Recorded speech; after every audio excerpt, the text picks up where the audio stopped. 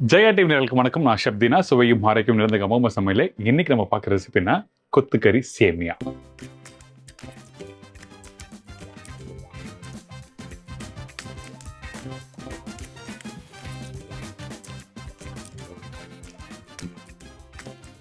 இது என்னடா கொத்துக்கறி சேமியா அப்படின்னீங்களா? நீங்க வந்து இந்த பிரேக்ஃபாஸ்ட்டுக்கு வந்து நீங்க சேமியா உப்புமா பண்ணியிருப்பீங்க, இல்லை சேமியா கிச்சடி வெஜிடபிள்ஸ்லாம் போட்டு பண்ணியிருப்பீங்க. அதுவே வந்து சேமியா பிரியாணி பண்ணியிருப்பீங்க. இந்த இடத்துல என்ன பண்ணுன்னா, கொஞ்சம் வெங்காயம் தக்காளி நல்லா வதக்கிட்டு அதில் சிக்கனை கொஞ்சம் போட்டு நல்லா மிக்ஸ் பண்ணிட்டு காரசாரமாக இந்த வேக வச்சிருக்க அந்த சேமியாவை அதில் போட்டு நல்லா மிக்ஸ் பண்ணி சாப்பிட்டா அப்பப்பப்பப்பா வேற லெவலில் இருக்கும். இந்த மாதிரி ப்ரிப்பரேஷனாக ஹோட்டலில் கிடைக்காமா அப்படின்னா கிடைக்காது. இதெல்லாம் நாங்கள் அப்பப்போ ட்ரை பண்ணி பார்த்து எது பெஸ்ட்டான ரெசிபியோ அது உங்க கூட ஷேர் பண்ணிட்டு இருக்கேன். அந்த ரெசிபி தான் பார்க்க போறீங்க. இப்போ இந்த ரெசிபி தேவையான பொருட்களை பார்த்துருங்க.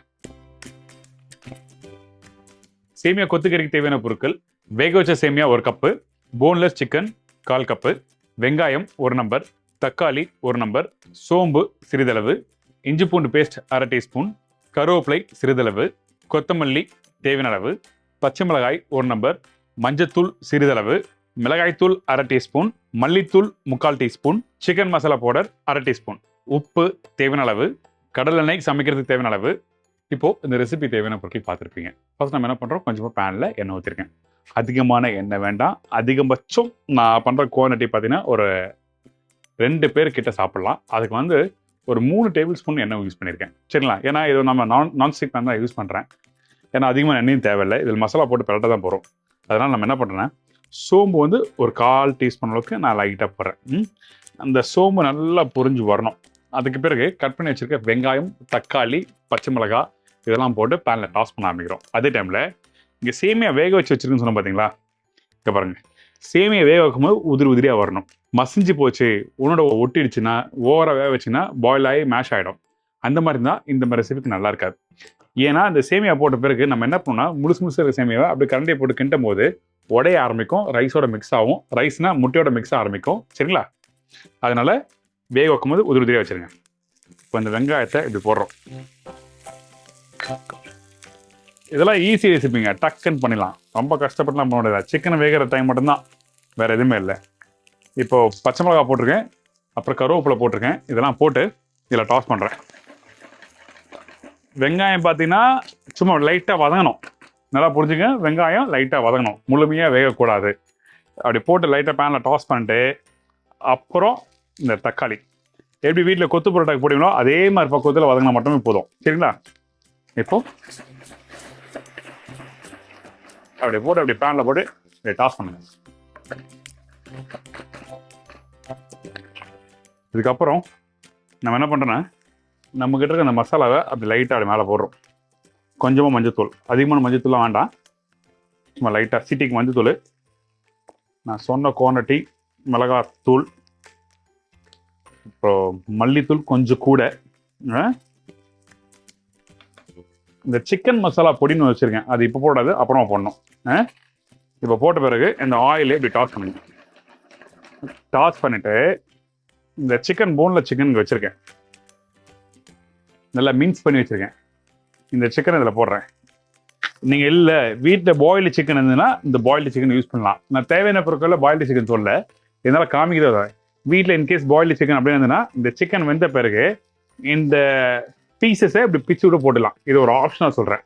ஆனால் இந்த இடத்துல பாயில்டு சிக்கன் யூஸ் பண்ணால் இந்த ஸ்டாக் வாட்டர் தான் நீங்கள் யூஸ் பண்ணணும். அப்போ தான் அந்த டேஸ்ட் எடுத்து கொடுக்கும். இதான் விஷயம்.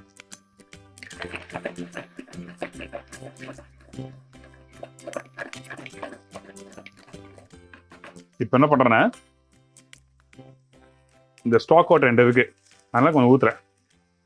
அப்படி ஸ்டாக் வாட்டர் இல்லாதவங்க பச்சை தண்ணியை இதில் யூஸ் பண்ணிக்கலாம். அந்த சிக்கன் வேகிறதுக்கு எந்த அளவுக்கு பச்சை தண்ணி வேணுமோ அந்த அளவுக்கு யூஸ் பண்ணுங்க. இப்போ வேகட்டும், அதுக்கப்புறம் பார்க்கலாம்.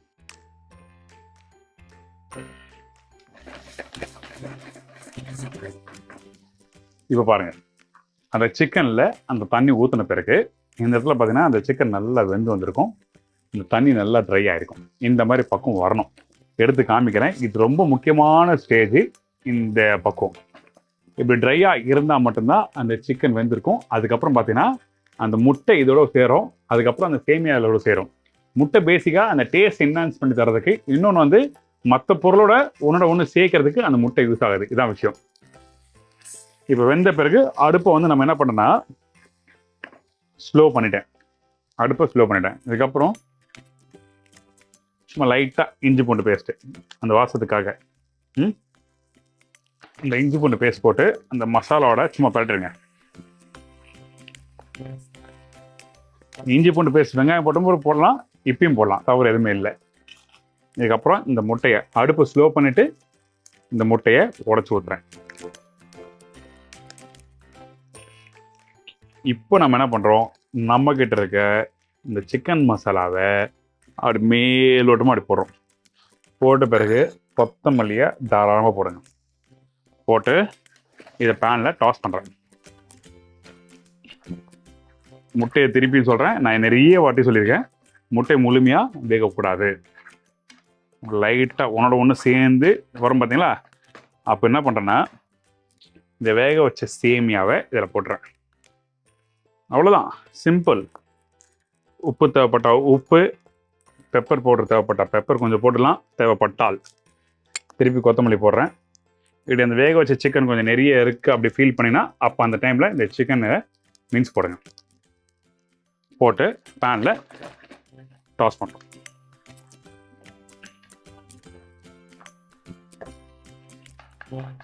அப்படி டாஸ் பண்ணிட்டு என்ன பண்ணா ஒன்று சேர்ந்த பிறகு இங்கே பாருங்க, அப்படி லைட்டாக அப்படி கொந்தணும்.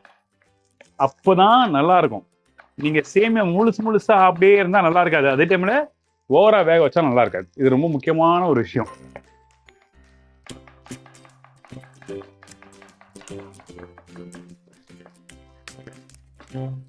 அடுப்பு ஆஃப் பண்ணிடலாம்.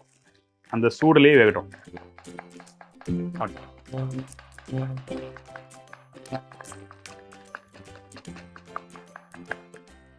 அவ்வளோதாங்க, நம்மளோட சேமியா கொத்துக்கு ரெடி ஆயிடுச்சு.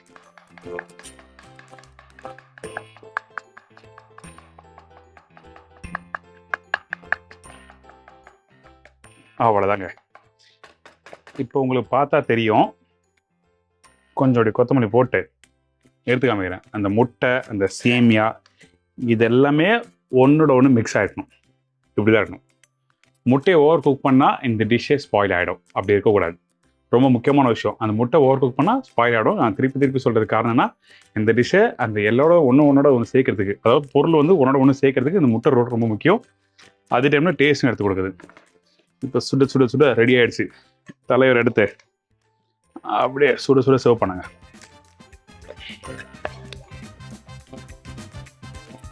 அவ்வளோதாங்க.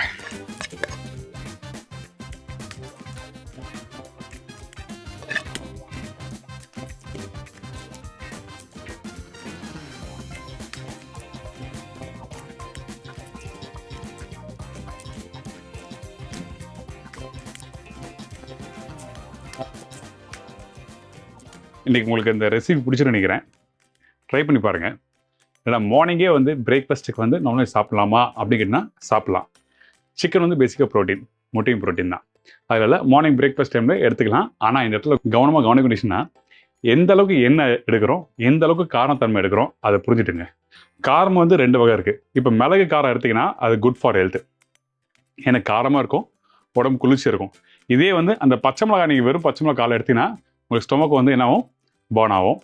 எந்த நிறைய ப்ராப்ளம் வரும். ஸோ அதனால் அந்த ஸ்பைஸோட பக்குவத்தையும் புரிஞ்சுக்கணும். இது எப்போ சாப்பிட்டா நல்லது, அதே டைமில் மார்னிங் சாப்பிட்டா அது எப்படி சாப்பிட்டா நல்லாயிருக்கும்.